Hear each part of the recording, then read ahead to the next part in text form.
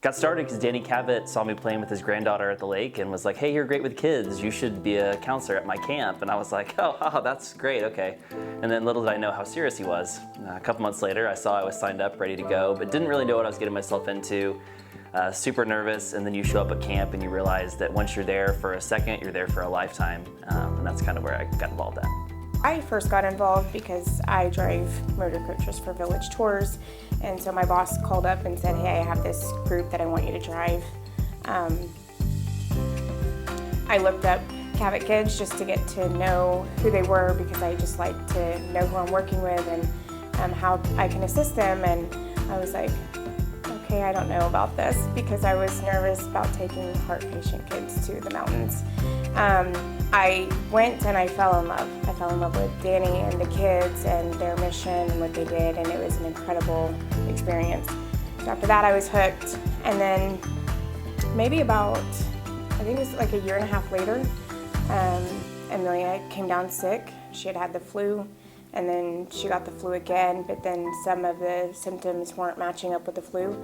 So we took her into Children's, and at that point they said she needs to be admitted, and I sent Danny a message and asked him, to come and pray. And from that day forward, he was there every day. He stopped by to check on her and pray with us, and he was actually there when the doctors came in and gave her diagnosis. And so at that point, we became even more Cavett family. I got involved with Cavett Kids, I think this is my 12th year. I grew up with Scotty and Eric Cavett, so my family has been friends with the Cavetts for a long time, and I remember always hearing them talk about Danny has these camps for these kids with chronic trauma illnesses, but it never really worked out for us to go.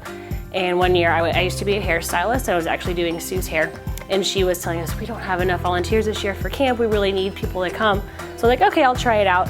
And of course, like I'm sure everyone else says, one time and then you're hooked. So I first got involved with the Cavett Kids Foundation, I think my freshman year of college, so that was like 5 years ago.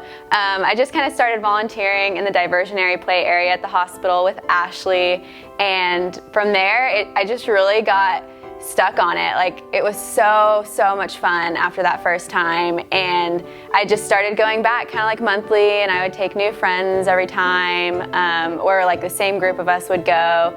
So it just like kind of grew and grew over that first year. I am a pediatric nurse practitioner in the ICU at Children's, and that's where I first met Danny Cavett. As a chaplain, he would come and visit kids and families, and he would always stop in and check on me, and he would say, Dana, you have to volunteer for Camp Cavett. And I said, I know, I will.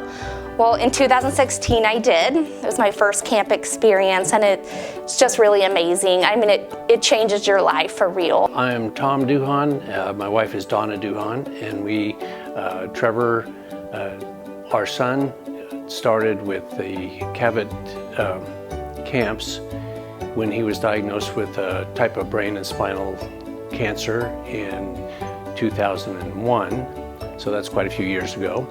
And we really enjoyed the camps. We were a little nervous as parents sending him off to a camp, and we showed up on a weekend and saw kids that had problems, but they were not problems at camp. They associated with each other so well and supported each other, and they just were normal kids.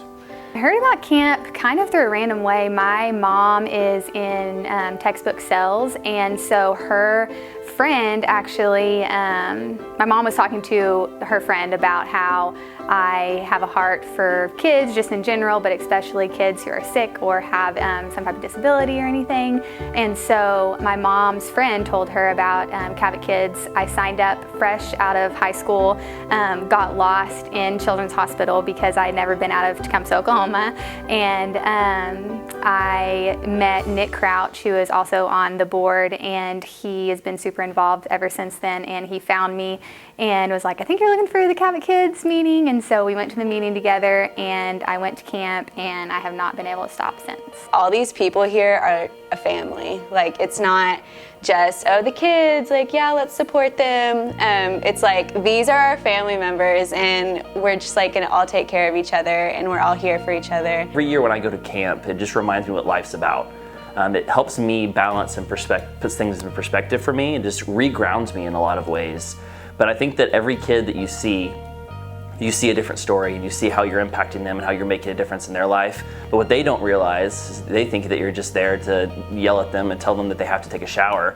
But really what they don't realize is that they're actually changing my life. Every year that I've gone, I've learned something new. I met a new friend, met a new kid that has their own unique story to tell.